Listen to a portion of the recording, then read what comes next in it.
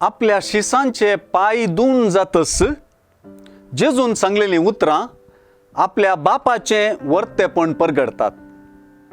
बापान संसाराचो विशेष मोग केल्ल्याचो रूपकार जावन आपल्या पुताक ताणें संवसारीन धाडलो. हे दिशेन मोग करच्यांत आपणाच्यागी आपलो बाप वर्तो म्हूण जेजू शिकयता.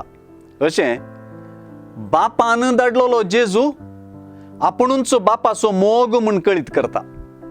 देखूनच बापा आनी पुता मदल्या मोगाचे एकामेकापण सुवार्थेंत दरदर म्हूण दिसता.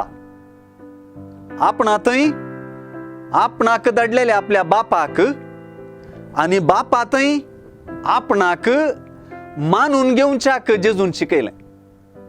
विपर्यासाची गजाल म्हळ्यार ताच्या शिसां पैकीच्यानच जेजूक स्विकार करूंक वा समजूंक निरासक्त वा शेळेपण दाखयलें.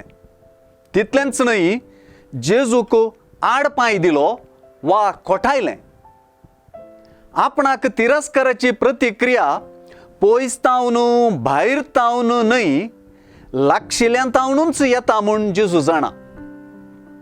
जाचेर हांव पातयेव नासलो, जाणें म्हजो उंडो खेल्लो, तो म्हजो इश्ट लेगून म्हजेर आपली खोट उबारता म्हणलीं किर्तनकाराचीं उतरां जेजू वापरतना आपणाक आपल्या शिसानच तिरस्कार करची गजाल ताका पयलींच कळीत आसली म्हणच्या की ती पवित्र पुस्तकांत व्यक्त जाल्ली प्रवादीय गजाल म्हणून आनी ती साल्वांसांवाच्या चरित्राच्या मिस्तेराचो वांटो म्हणून सुवार्ता समजयता. क्रिस्ताक मानून घेवन ताका धाडलेल्याची खरी चाकरां जावंकी सुचयता.